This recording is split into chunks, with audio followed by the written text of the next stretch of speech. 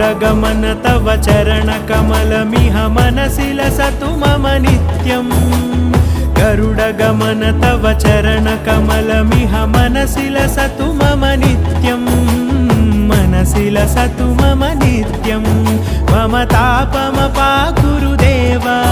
मम पापमपाकुरु देवा मम तापमपाकुरु देवा मम पापमपाकुरु देवा